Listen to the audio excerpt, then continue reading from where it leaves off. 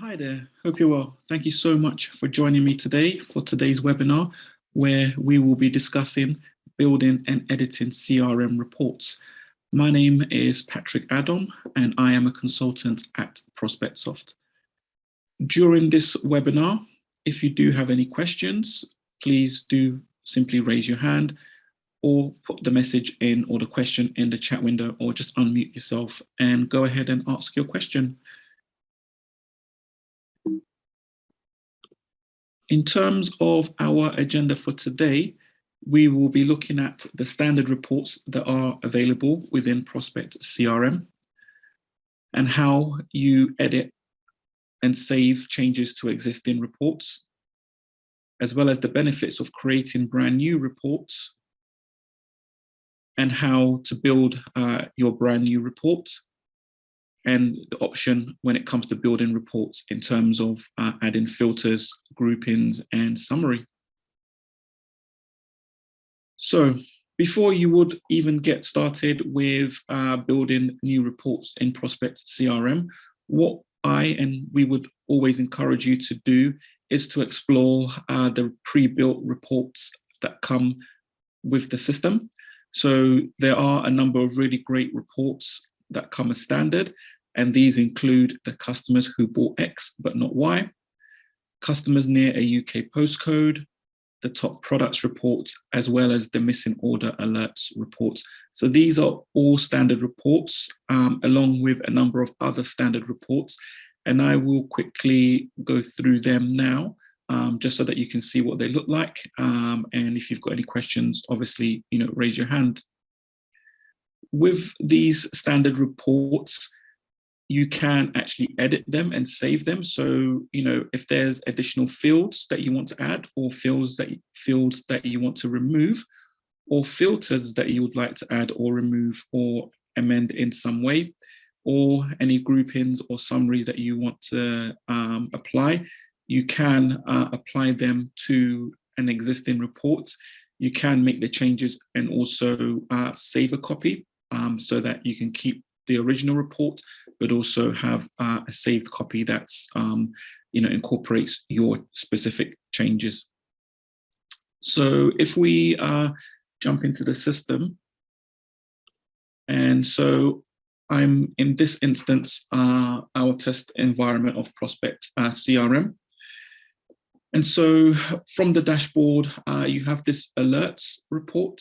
So this is a report that quite a lot of our customers really like, and this basically will give you a list of customers that we believe should have ordered by now, and we're able to determine that because we see how frequently they order, and then we give you an average days between orders, and then we will highlight customers who haven't ordered within the same frequency that they would have previously. So if we look at bath suppliers, they normally order every 8 days, and it's now been 47 days since they ordered.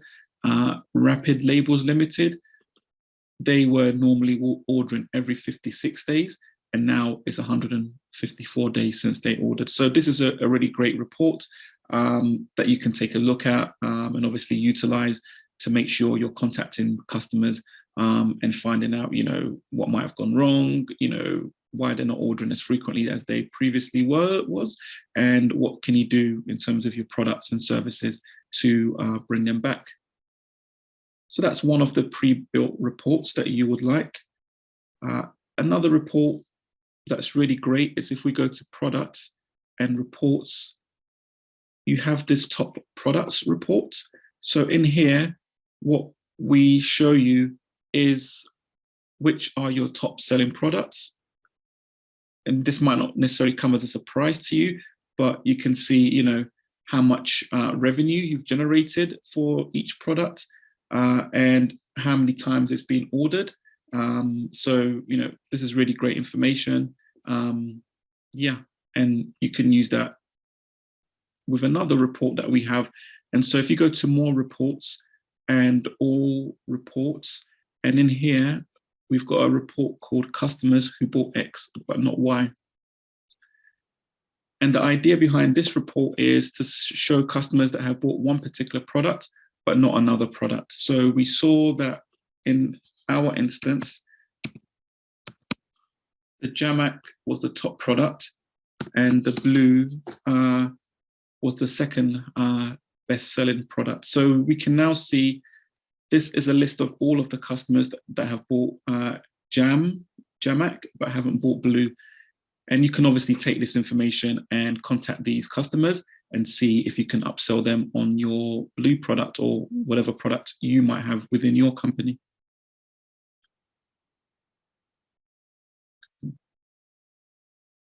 So one other report that I will show you as part of our standard reports is the customers near a UK postcode. So this is a really useful report in terms of if maybe you are going to go and visit a customer, you might want to know which other customers are also nearby. And maybe we can expand the radius. So when visiting this customer, you can make sure that you make the visit productive and efficient by seeing other customers. Some of our customers use this particular report because they might have, an area exclusivity, so that if their products are, with a particular shop, they won't sell their products to any other shop within, a 1, 2, 3, 4 or 5 mile radius. So you can use this report to say, somebody new wants to stock your products, but there's already another stockist nearby. You wouldn't, onboard them and let them sell your products, basically. So there's a number of very useful functions for this particular report. So that's one that, I think you will find useful as well. And with all of these reports, if we go to maybe customers that bought X but not Y, there are 3 things you can do with the reports. So you can apply a filter. So in this case, you might say, we want to exclude any customers from maybe a particular industry, or customers that belong to a specific account manager or particular territory, that sort of thing. So you can apply a filter. So although you've got results of 9, if this was results of 90 or 900, you might want to have some additional filters. So you might exclude customers maybe that haven't purchased this year, or, are not in the champion or loyal RFM segment, for instance. And to do that, you would simply select the filter option. And then from here, we can go to the invoice sales ledger section, and we can go to sales ledger stats, for instance. And if we wanted to filter based on RFM segment, we can select the RFM segment.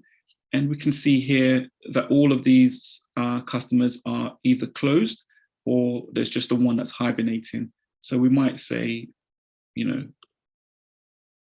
we only want customers where the RFM segment is closed, for instance.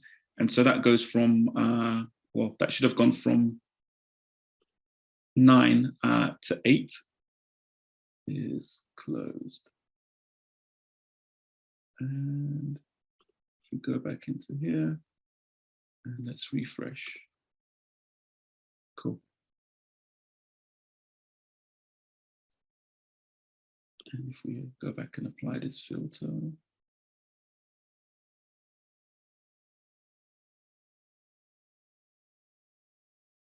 Yep.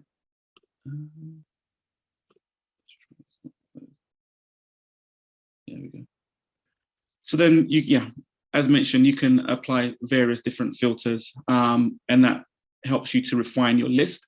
And if you no longer need the filter, you can take that out, and then you're back to our original list.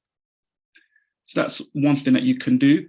The other thing you can do also is select fields. So you can choose to add or remove fields to your existing report. So we might want to include the industry in here as a field, and we've already got the account manager, so that's great. We we might want to also add maybe territory as well. And we can submit that. So now we have some additional fields.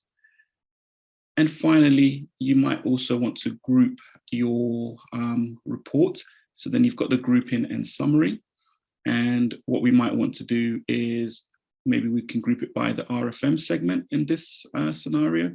So if we hit show more and we select default sales ledger, and then we go to sales ledger stats, and we've got the RFM segment here, we can choose to group by RFM segment. So that's going to go away. So we can see there's just the one under hibernating and everything else is under the closed.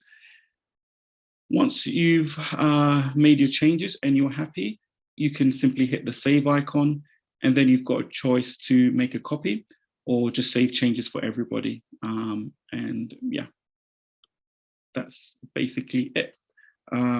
That's really how you can go about, accessing as well as updating existing reports or the standard reports. You can also save as if you want to make a copy, and you can use the save as function. There is also the export to Excel if you want to export that particular report into Excel so that you can edit it offline. Cool. Are there any questions? Okay, no questions for now. So let's go back to our presentation. So other than the existing reports, the standard reports that are already available, you do have the option to create your own reports. And typically the benefits of creating your own reports is that it doesn't already exist. And it just gives you access to the information, to the data that you need when you need it. Once the report has been created, then it's just efficient. You can just access the information immediately and get the data. No need to create a report each time. It saves you time, and you can also export the reports, share it with colleagues, and make any changes that you need going forward. So creating your reports are hugely beneficial, especially when you can share that data with colleagues that can then take actions based on the data in the reports. And as mentioned, when looking at the standard reports, the three key building components to a report are the fields, filters, grouping, and summaries, as well as saving the reports. But when you are creating a new report, there is an additional option in terms of the entity from which that report data will be derived from. So that's one of the first things that you would need to select when creating a report is the entity that you're going to use. And I can show that now as we demo. So in order to create a report within Prospect CRM, simply click on the Create button and select Reports. So in here, as mentioned, you have your various different entities that are available to you. These are just the top group of entities that are most popular and most widely used by ourselves and our customers. You can actually search for additional entities. So if I start typing in sales, you can see all of the available entities that you can pick from when it comes to sales. And similarly, when you do company, you see all of the available entities that are available. If I go back to show less, we can just see the main key ones. So what you might want to do is to create a company report to know, how many companies you have in each specific category, that sort of thing. So if we select the company entity, it gives us a handy preview of the data available in this entity. And if that's the entity that you want, you would simply hit next. And now you are able to select the fields that you would like to be included in your report.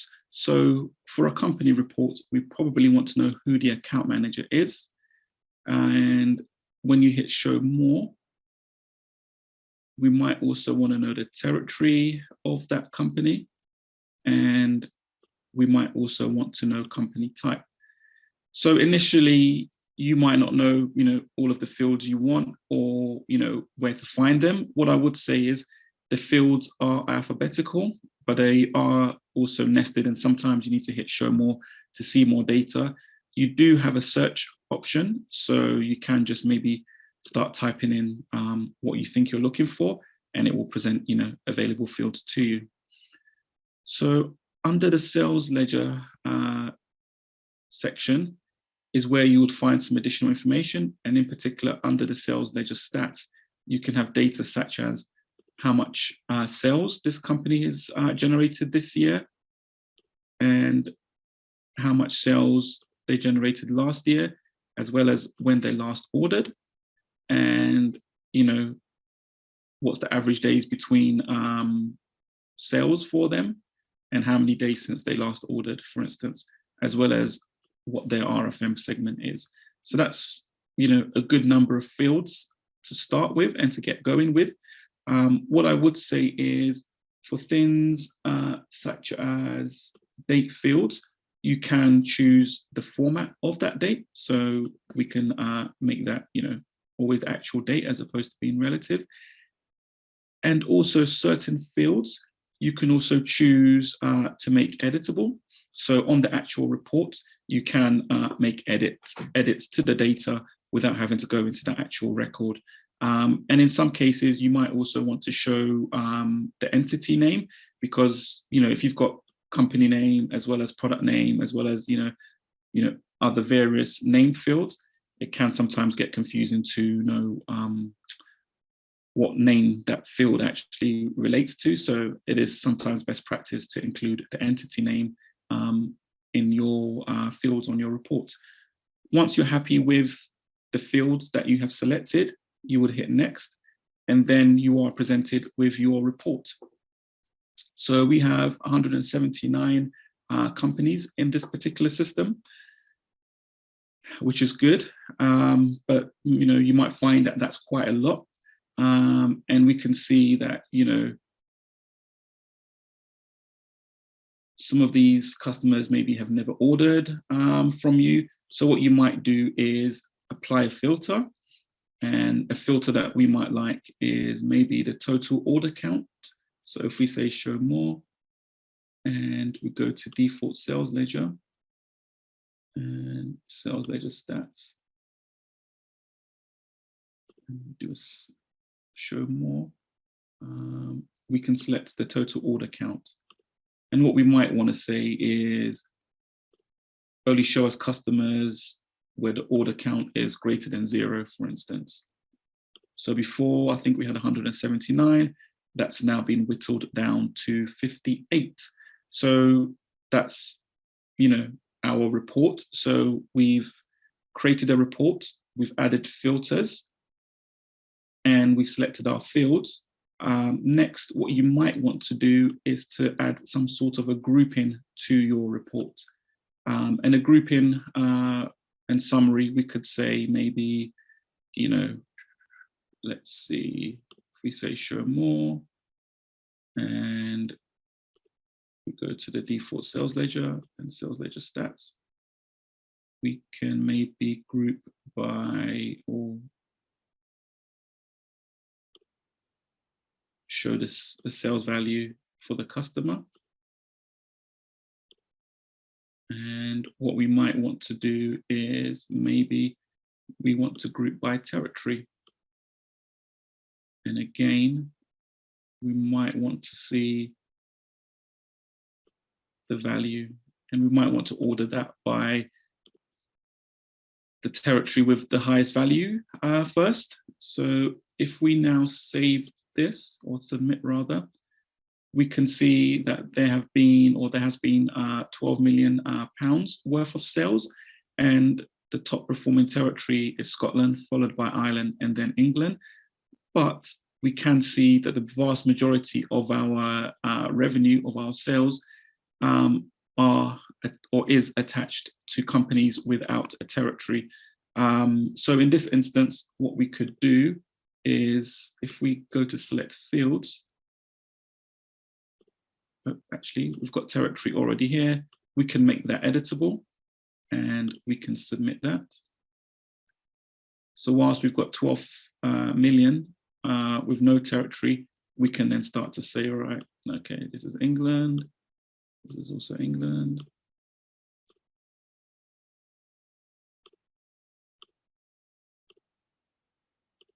And maybe we'll add a couple more in Scotland and Ireland as well.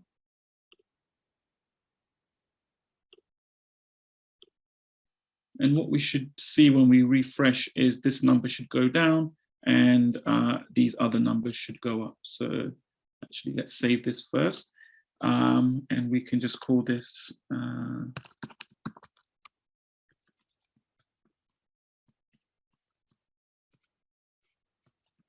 something like that. So when you are saving your report, obviously give it a name that's meaningful to you, that lets you know what the report's about. You can choose in which area you want to put the report. So this could be a sales report, but also it could be a people and places report. But for now, maybe we'll put it under sales. And you can choose whether it's just for you, only you can access it, or you're going to make it visible to all other users. And so let's save that.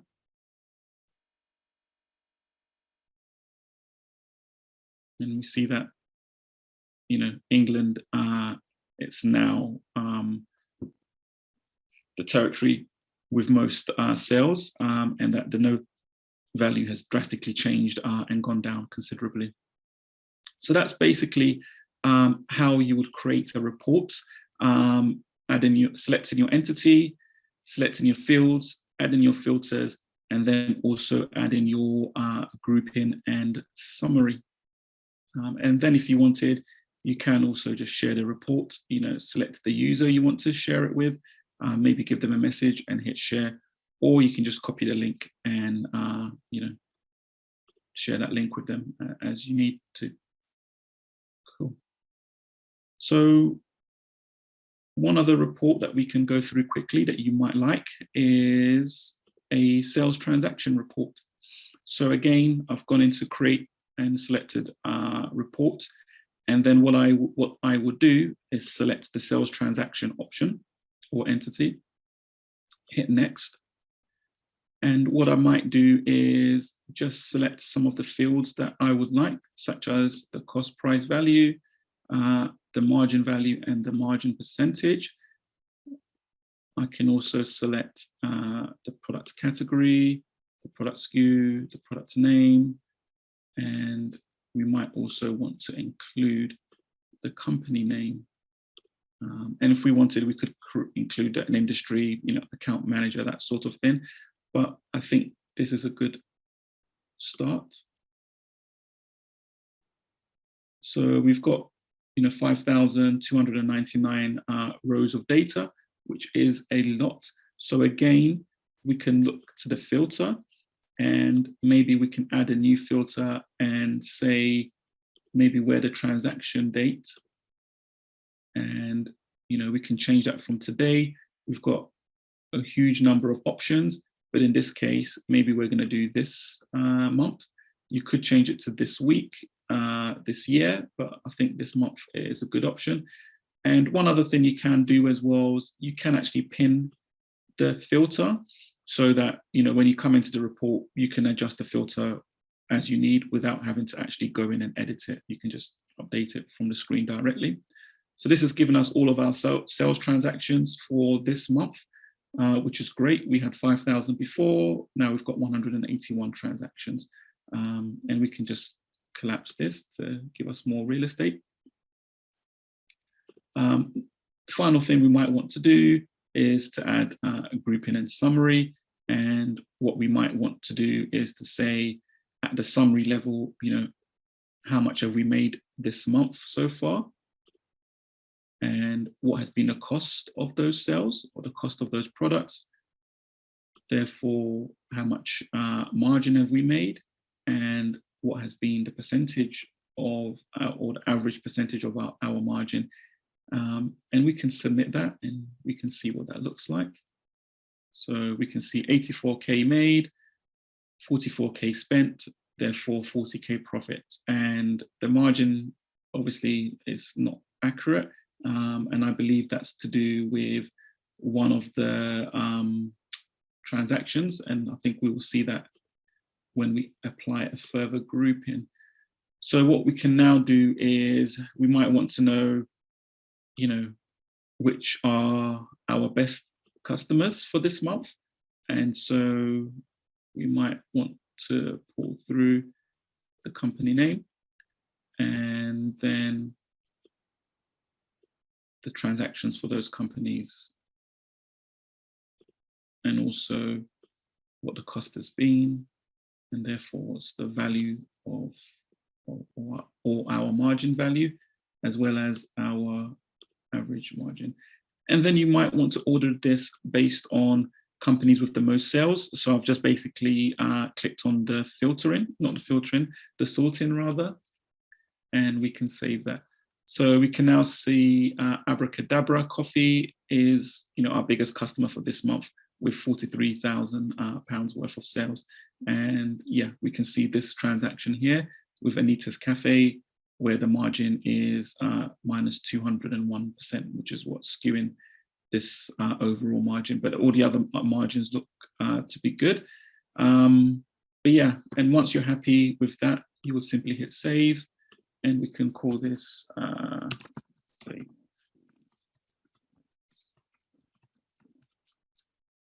And again, we might put this under the sales reports and make this available to everybody. So that's given us our monthly sales by customer report. And we might just want to pin the filter. But if you wanted, simply by clicking on the three dots, you can do save as, and we can change this to be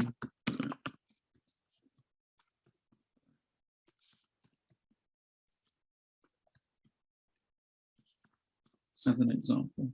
And again, we're going to share this with everybody and put this under the sales report and hit save. So this has made a copy of our previous report. And then simply what we can do is just change the grouping. So in this case, we want to group by product category. So if we go to the product section and select the product category description, and then we can copy the same files or the same fields that we did previously.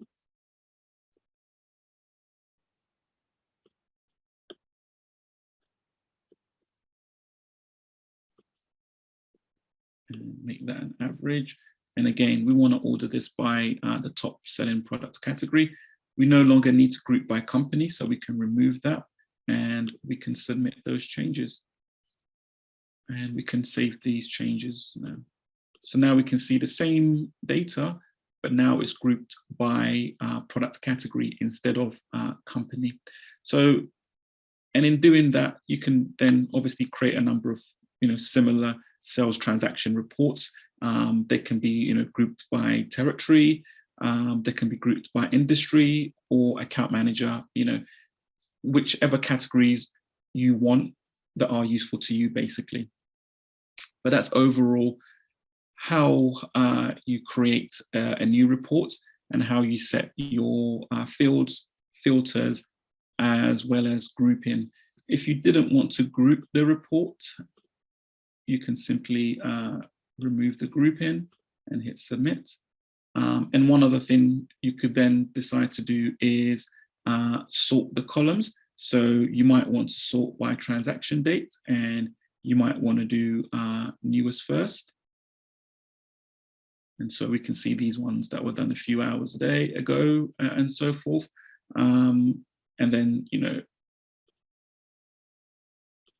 you can apply multiple sort options. So we want to sort maybe by the newest transaction, but then after that, we might want to sort by company name maybe. So we might then say company name is the other thing we want to sort by, and we want to sort, in ascending alphabetical order.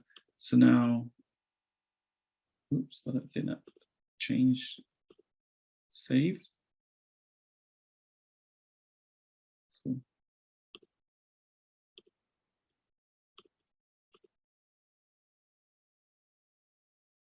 What you should be able to see is it sorts by transaction, and then it sorts by company name.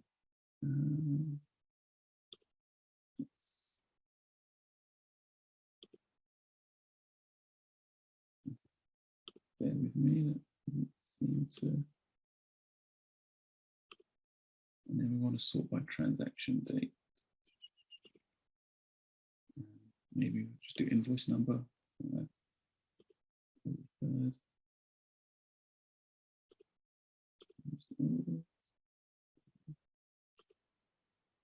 Yeah.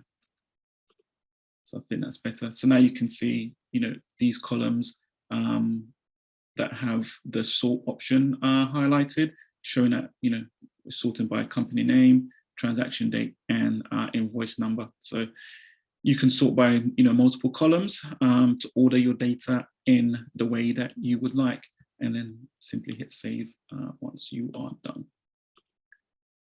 Cool. Any questions at this point? So I think there's a question about how would you export the data?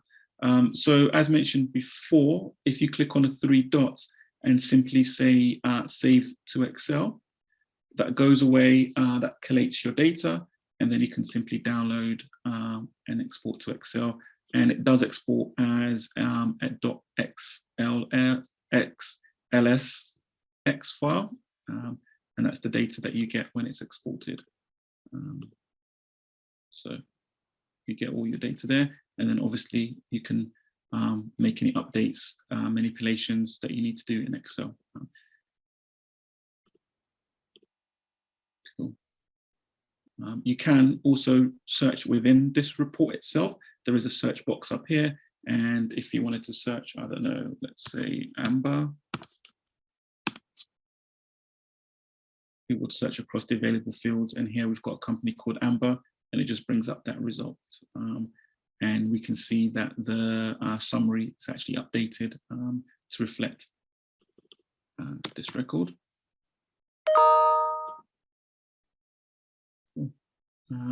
If for whatever reason you're no longer happy with the report and you want to remove it, you can hit the delete option to delete the report. Yeah. And if there was any bulk updates that you needed to do, you can also perform bulk actions, and that will typically be things like maybe you want to change company territory, account manager, you can perform a bulk update to do that.